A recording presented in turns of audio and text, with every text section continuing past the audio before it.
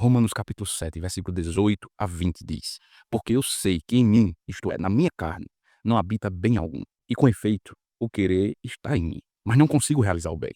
Porque não faço o bem que quero, mas o mal que não quero, esse eu faço. Ora, se eu faço o que não quero, já não faço eu, mas o pecado que habita em mim. Amados, esses versículos revelam um dos dilemas mais profundos do conflito humano entre o desejo de fazer o bem e a incapacidade de realizá-lo plenamente. Paulo, ele expõe uma luta interna. Ele não apenas descreve uma realidade espiritual, mas ele também toca em questões filosóficas a respeito da natureza do homem, da liberdade e da moralidade. Ele está falando aqui de uma dualidade humana entre o querer e o fazer. Paulo, ele reconhece que em sua carne, ou seja, na sua natureza humana, na sua natureza corrompida, não habita bem algum. Irmãos, essa afirmação sugere que a inclinação para o pecado não é apenas um desvio ocasional. É um problema, é um grande problema estrutural do ser humano. O desejo de fazer o bem, ele existe, mas a realização efetiva desse bem, na verdade, se mostra frustrada.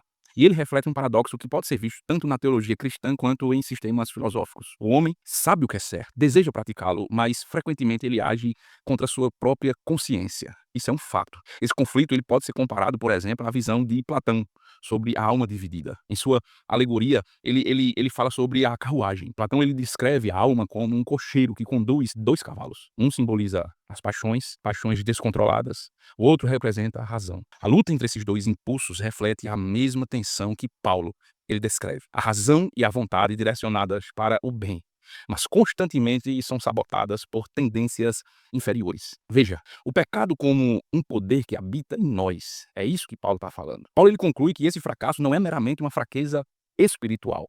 É uma manifestação de algo maior, o pecado que habita em mim. Isso implica que o pecado não é apenas um ato isolado, é um princípio ativo dentro do ser humano. É um domínio que governa a vontade. A ideia de que algo habita em mim, habita em nós, interfere em nossas decisões, dialoga com diversas correntes teológicas que discutem a autodeterminação, a influência de forças externas sobre a liberdade humana. Veja, na filosofia existencialista, por exemplo, Sartre, ele vai falar sobre a má-fé, onde o ser humano ele se engana a si mesmo.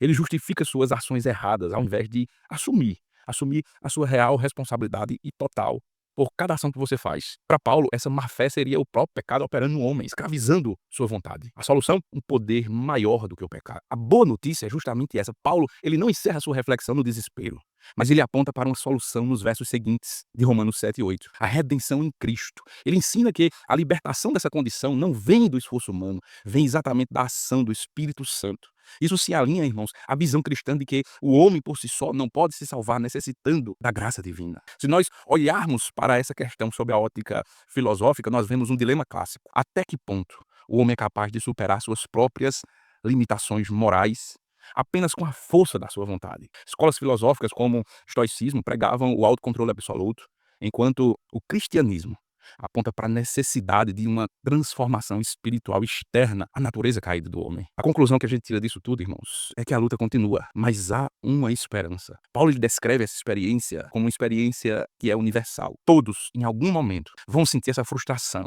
ao falhar em viver conforme seus próprios ideais. O reconhecimento dessa fraqueza não precisa nos levar ao desespero, mas à humildade e à busca por algo que vai muito além de nós mesmos. A solução que ele propõe não é meramente um esforço moral maior, é uma mudança na fonte de poder que governa a vida. A reflexão desse texto, irmãos, nos leva a uma pergunta fundamental. O homem realmente pode se libertar por conta própria ou precisa de algo maior do que ele? Paulo, ele responde com toda convicção: graças a Deus por Jesus Cristo, nosso Senhor. Permita que esse poder maior governe a sua vida. Permita que esse poder maior te conduza à verdadeira felicidade, à verdadeira paz, ao verdadeiro ideal. Que Deus te abençoe.